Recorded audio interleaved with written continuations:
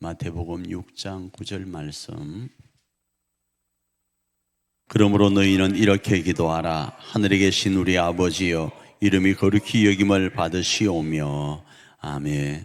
제목을 몇 주에 걸쳐서 이렇게 기도하라로 잡고 말씀을 나누어 보기를 원합니다. 자, 첫 번째는 이겁니다. 하늘에 계신 아버지께 기도하는 겁니다.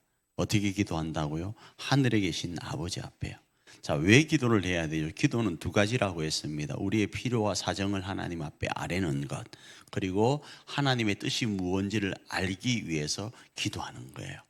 그런데 지금 우리의 환경과 여건이 살만하면 기도 안 해도 됩니다. 근데 살만하지 않고 내 뜻대로 되어지지 않으면 기도해야 되는 거예요. 그래서 환경과 여건에 굴하지 않고 그리스도인은 기도하는 그 시간이 즐거워야 됩니다. 왜 그렇습니까? 환경과 여건은 너무 어려워요. 그런데 기도하면 이 환경과 여건이 역전될 줄 믿는 믿음이 말씀 가운데 있기 때문에 기도하는 시간이 즐거워야 되는 거예요. 그래서 기도 시간은 사모할 수밖에 없는 거예요. 우리 가운데 우리가 바라고 원하는 간구해야 될 내용들이 있습니까? 그럼 기도하시면 됩니다. 그런데 그냥 기도를 막 해서 응답이 되어지는 게 아니고 하나님이 정한 기도의 방식들이 있다 이겁니다. 그래서 오늘 본문에서는 이렇게 기도하라 하는데 첫 번째 뭐라고요? 하늘에 계신 아버지께 기도하라라는 거예요. 자, 하늘에 계신 아버지께 기도하는데 첫 번째, 그럼 하늘이 무엇인가? 왜 갑자기 뜬금없이 베란간에 하늘에 계신이라는 단어를 쓸까요? 이 말은 땅의 반대 개념이라는 거예요. 다시 말하면 땅의 반대 개념인 이 하늘에 누가 계신다고요? 하나님이 계신다라는 거예요. 이 땅은 어떻습니까? 우리가 사는 이 땅은 제한적이고 아픔과 질고와 고난과 고통이 많아요. 그런데 저 하늘은 그렇지가 않아요. 또 이 땅은 사람들이 사는 곳입니다. 물론 이곳에 하나님도 계시지만 통상적으로 우리가 생각할 때 이 땅은 사람들이 사는 곳이에요. 그런데 저 하늘은 하나님이 계신 곳이라 이겁니다. 그 하늘에 계신 하나님은 땅의 반대 개념이기도 하지만 기도에 응답하시는 분의 권위가 어떠한지를 나타내고 있는 거예요. 여러분, 저한테 예를 들어 목사님 힘들어요 이런다고 저는 어떻게 해줄 수가 없습니다. 기도 외에는. 그런데 하나님은 그렇지가 않으신 거예요. 왜요? 그분은 하늘에 계세요. 저는 땅에 있고요. 여러분의 자녀들이 아이고 아버지 어머니 힘들어요 그런다고 어떻게 할 수 있습니까? 어떻게 못합니다. 왜요? 같이 땅에 있으니까요. 그런데 하나님은 어디에 계시는가? 하늘에 계시다 이 말입니다. 그래서 하늘에 계신 하나님 앞에 우리는 기도하는 거예요. 아울러 그 하늘은요, 이 땅이 추구하는 방향과 다른 개념의 곳이에요.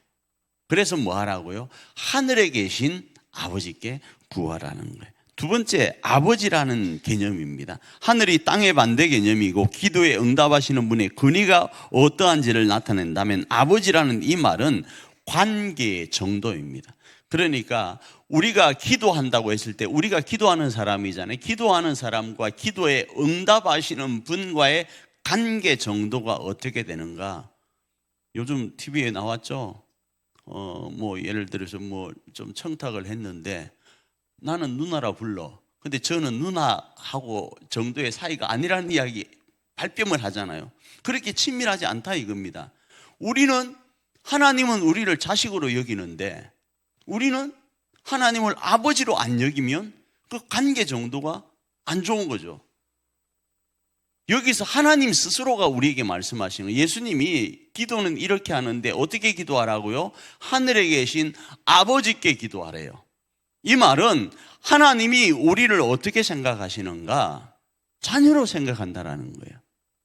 그런데 아버지 앞에 쭈삣쭈삣하면 진짜 서운합니다. 서운하다고요. 그런데 이 땅의 아버지는 같은 땅에 살다 보니까 해주고 싶어도 못 해줘. 그리고 이 땅의 아버지는요, 참 웃긴 아버지들이 많습니다.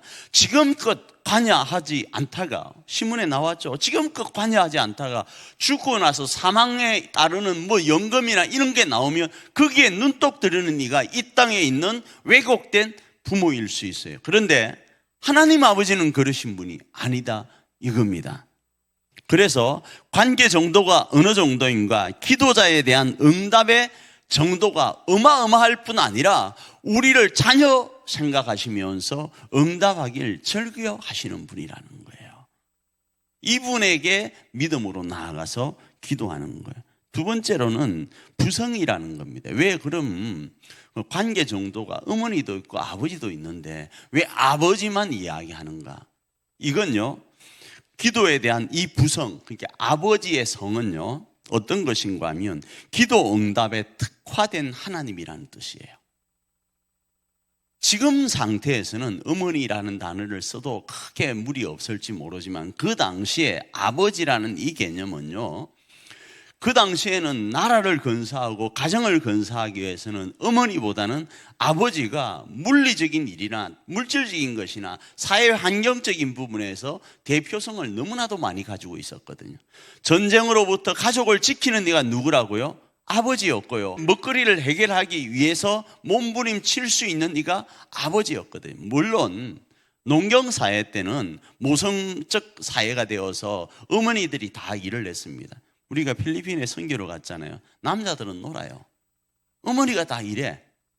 그런 환경들이 분명히 있어요. 그러나 여기에서의 아버지라는 이 부성적 의미는요, 기도 응답에 특화되어서 특별히 기도하는 내용이 뭔가 하면, 하나님, 우리가 너무 힘들어요. 왜 적으로부터 너무나도 아픔 가운데 있어야 할 때 하나님을 묘사할 때 만군의 여호와라는 단어를 많이 써요. 우리를 지키시고 보호하시는 하나님으로 많이 말씀하시거든요. 그래서 우리는 첫 번째 하늘에 계신 아버지께 기도해야 되는 거예요. 그러면 지금의 이 문제를 해결한 받을 수 있어요. 자, 그런데 기도해도 안 되던데요. 다시 말씀드릴게요. 하나님이 기도 응답을 가지고 내려오니까 그 사람이 그 자리가 없어서 그래요. 정말로요.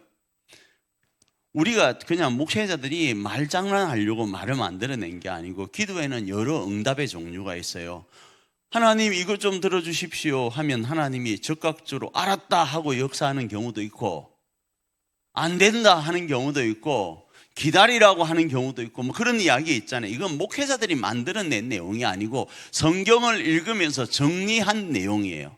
하나님이 안 된다 할 때도 있습니다. 침묵하고 있을 때는 아직은 기회가 있다고 믿고 뭐요? 더 부르짖는 거예요. 그런데 부르짖었는데 뭐 한다고요? 하나님이 응답을 가지고 내려오니까 사람이 없어요. 다니엘 기도회가 21일 동안 하는 이유가 뭐죠? 다니엘이가 하나님 앞에 기도하니까 하나님이 응답을 가지고 오는데 하나님의 응답을 방해하는 악한 영적 무리들이 있어서 그 무리들을 물리치고 오는 기간이 조금 걸렸다, 그런 이야기도 있잖아요. 그래서 21일 동안 걸려서 뭐 그런 이야기가 있잖아요. 또 지난주 말씀드린 것처럼 간절함이 있어야 됩니다. 간절함이 뭐라고요? 간이 저릴 정도다. 이건 부흥사들이 하는 이야기고, 저는 여러분에게 지난주 말씀을 드렸습니다. 진짜 간절한지. 그래서 송구영신 예배 때 써냈던 기도 제목이 진짜 간절한 기도 제목이 나는 모르겠다고요. 여러분은 그때 송구영신 예배 때 써낸 기도 제목이 뭔지도 모르고 목사님 혼자 1년 내도록 기도하는데 자기는 자기 기도 제목이 뭔지를 몰라. 그게 뭔 간절함이 있는 기도겠냐 이겁니다. 그렇잖아요. 다시 말씀드립니다. 기도가 즐거운 이유는 하늘에 계신 아버지 앞에 기도하면 반드시 어떤 모습으로든 응답이 됩니다.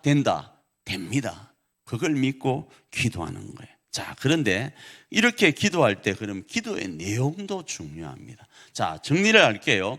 하늘에 계신 아버지 앞에 우리가 기도하면 어떤 모습으로든 하나님이 응답하신다. 이까지 결론은 났어요. 자, 그러면 우리는 어떻게 기도해야 될 것인가? 과부처럼 하나님 앞에 엄청나게 불의한 재판관, 하나님을 두려워하지 않는 그 재판관도 이 과부의 소리에 응답한 것처럼 하나님 앞에 메어 달려야 된다. 간절히 기도해야 된다. 그러면 하나님이 응답하신다고 했을 때 기도의 내용이 뭔고 하면, 기도의 내용으로 바로 가기 전에 오늘 성경에서는 선행적인 조건을 이야기를 합니다.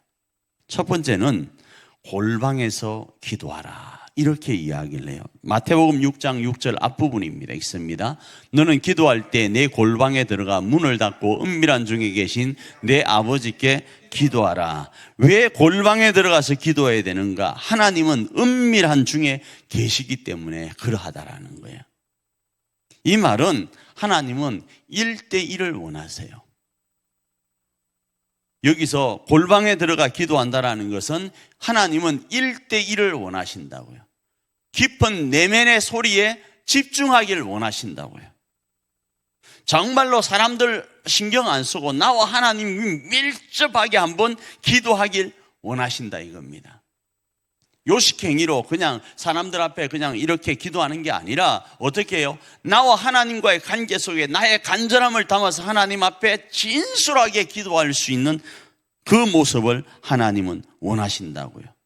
왜 이 말씀이 등장하는가 하면 나중에 나오겠지만 이방인들의 기도는 그러하지 않았거든요. 이방인들의 기도의 대표적인 것은 과시용이었습니다. 아울러 바리새인들의 기도도 과시용이었습니다. 사람들에게 보이기 위한 거예요. 그래서 사람들이 볼 때는 큰 거리에 서서 손을 들고 하나님 앞에 기도합니다. 나 뭐 한다고 지금요? 기도하고 있다고. 헌금 낼 때도 어떻게 헌금합니까? 보란 듯이 소리 크게 들리게 땡그랑하게 소리가 들려지게끔 합니다. 그러나 연약한 과부는요, 돈을 내는지 안 내는지도 모를 정도의 두 렙돈을 조심스럽게 내지만 하나님은 많은 돈을 들인 부자의 돈을 받으시지 않고 과부의 두 렙돈을 받으시는 거예요. 그 당시 기도는 어땠는가? 자기 과시용이었다 이겁니다. 그리고 기도 응답의 이유가 뭐인가 하면 자기를 드러내려고 하는 모습이었습니다. 그래서 하나님은 골방에서 나와 1대1 대면하자라는 거예요. 기도의 전제 조건입니다. 우선 선행 조건은 골방에서 기도한다. 눈물 나면 눈물 흘리고 콧물 나면 콧물 흘리면서 하나님 앞에 나아가는 거예요. 두 번째로는 선행 조건이 뭔가 하면 이방인들과 같이 기도하지 말라라는 거예요. 마태복음 6장 7절입니다. 읽습니다. 시작. 또 기도할 때 이방인과 같이 중언부언하지 말라. 그들은 말을 많이 하여야 들으실 줄 생각하느니라. 자, 사람의 생각으로는 멋있는 모습의 기도가 있어요. 기도 같은 기도가 있어요. 그거 하나님이 기뻐하는 것 아니에요. 이방인들은 어떻게 기도하는가 하면 자신들이 신을 만들었어요. 자신들이 신을 만들었잖아요. 만들다 보니까 멋있어야 됩니다. 멋있어야 된다고요. 신의 모습도요, 우상을 만들 때 그 우상의 모습도 뭔지 멋있든지 좀 무서워야 됩니다. 그래서 절에 가면 어떻습니까? 자기들이 한 번도 본 적이 없대요. 내가 물어봤습니다. 한 번도 본 적이 없는데 지옥을 들어가는 지키는 그는 엄청나게 무섭게 이렇게 만들어 놔야 돼. 그래야 뭐요? 사람이 그게 중압감이 들거든요. 사람은 그래야 뭐요? 두려움을 느끼니까요. 그렇지 않습니까? 기도도 마찬가지. 기도의 모습들이요, 너무 진짜 이건 진짜 응답이 될 기도다라고 생각되는 것들이 있어요. 근데 하나님은 그런 기도 원치 않는다 이거예요. 진솔한 기도요. 내 마음에 있는 깊이 있는 기도요. 그래서 간혹 제가 여러분에게 샘플로 기도하는 경우가 있잖아요. 하나님 잘 먹겠습니다 한다든지 제가 좀 사실적으로 기도하는 경우가 한두 번씩 있을 거예요. 너무 사실적으로 기도해버리면 또 목사님 너무 가볍습니다 할 것 같아서 한두 번씩 그렇게 기도합니다. 그냥 있는 그대로 기도할 필요도 있다 이겁니다. 왜요? 이방인들은 멋있는 기도, 그도 미사구가 들어있는 그런 기도에 하나님이 응답한다고 생각하시는데 하나님은 그렇지 않으시거든요. 두 번째, 이방인들은요, 말을 많이 해야 기도 응답하신다고 생각하는데 그 이유는 뭔가 하면 사람들이 볼 때 야, 저 사람 말 진짜 잘한다, 하나님이 응답하시겠다고 하는 그 말이 긴 사람들이 있어요. 그거 원치 않는다라는 이유가 뭔가 하면 하나님은 이미 우리가 기도하기 전부터 아신다라는 거예요. 아시면 하나님 그냥 들어주시지 왜 하시는가? 그건 성경의 또 다른 구절에 그래도 너희가 기도해야 된다라는 구절이 또 나와요. 어찌되었든 어떻게 한다? 하나님 앞에 이방인들과 같이 기도하지 않고 이미 아시는 그 하나님 앞에 우리의 진솔한 마음을 내어놓아야 된다라는 거예요.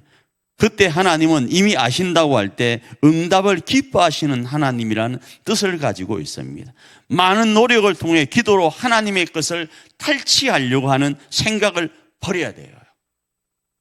내가 어떻게 해서 하나님 주기 싫어하는 그 하나님의 호주머니에 있는 기도의 응답 주머니를 확 뺏어와야지, 이런 생각으로 기도하면 되질 않는다고요. 하나님은 우리에게 응답하길 기뻐하신다고. 왜요? 그분은 우리 아버지시라고요. 그분은 땅의 아버지가 아니었어요. 제한적이었어요. 이놈이 달라고 하고 저놈이 달라고 하니까 자꾸 자기 속에 있는 건 없어서, 더 이상 줄 게 없어서 재고하는 그런 분이 아니라고요.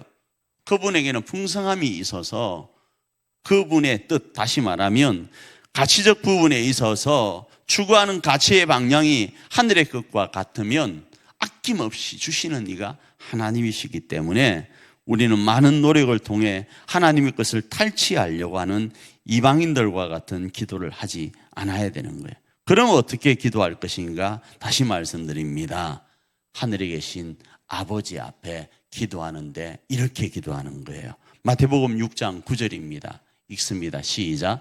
그러므로 너희는 이렇게 기도하라. 하늘에 계신 우리 아버지여, 이름이 거룩히 여김을 받으시오며. 이렇게 먼저 기도하라고 하는 거예요. 하늘에 계신 아버지 앞에 하나님의 그 이름이 거룩히 여김을 받길 원합니다를 기도하라라는 거예요. 이 말은 뭡니까? 기도의 진정한 목적과 방향이 어디에 있는가? 하나님, 나 잘 먹고 잘 살길 원해요가 아니고, 하나님, 내가 잘 먹고 잘 사는 그것을 통해서 하나님의 이름이 거룩히 여김을 받길 원합니다 와 연결시키라는 거예요. 하나님, 우리 교회가 하나님 옆에 있는 교회보다 더 커서 배 내밀고 살길 원합니다. 어떤 교회 가서 어떤 사람이 어느 교회 다닙니까? 그러면 나 대일자산 교회 다닙니다, 이거 자랑하길 원합니다가 아니고, 하나님이 우리에게 믿고 맡긴 그리스도의 남은 고난에 참여하는 교회로 서기 위해서 우리 교회가 성장해야 된다에 초점을 맞추라고요. 사람들이 일자산 교회하면 맞아, 저 교회는 하나님의 이름을 높이는 교회야로 인정받는 목적을 가지고 뭐 하라고요? 기도하라고요. 그게 우리의 방향이 되어야 된다 이겁니다. 오늘 우리에게도 마찬가지입니다. 우리의 삶이 어렵습니다. 어떻게든 어려워서 이걸 극복하길 원해요. 그런데 극복하는 데다만 초점을 주지 말고 그 극복을 통해서 하나님의 이름이 내 지금의 이 기도 제목과 연결되어서 거룩히 되길 원합니다. 하나님, 우리 가정에 이런 문제가 있습니다. 이 문제가 해결되기를 원합니다. 하나님, 들어주십시오. 그리고 이 해결이 되는 시점에 하나님의 이름이 거룩히 여김을 받길 원합니다 와 연결되어야 된다고요. 쉽지 않습니다. 하나님, 우리 교회에 지금의 이 문제가 해결되길 원합니다. 그리고 이 문제가 해결될 때 하나님의 이름이 거룩히 여김을 받길 원합니다. 그 마음으로 기도하는 거예요. 하나님, 내 삶의 모든 문제가 해결되길 원합니다. 이러저러한 문제요, 학교에서의 문제도 마찬가지고, 친구와의 문제도 마찬가지고, 사람과의 문제도 마찬가지고, 사업의 문제도 마찬가지예요. 그 문제가 해결될 때 하나님의 이름이 거룩히 여김을 받기를 원합니다. 나로 인하여 하나님의 이름이 높아지길 원합니다. 그 기도를 하는 거예요. 그 방향과 그 목적을 가지고 기도하는 거예요. 그러면 하나님 앞에서 우리의 아버지신 하나님은 응답하길 기뻐하시고 절개하시는 그 하나님께서는 속히 우리 가운데 자신의 뜻을 이루어 주실 겁니다. 그 기도의 용사로, 그 기도의 주인공으로 쓰임받는 저와 여러분 되기를 축복합니다.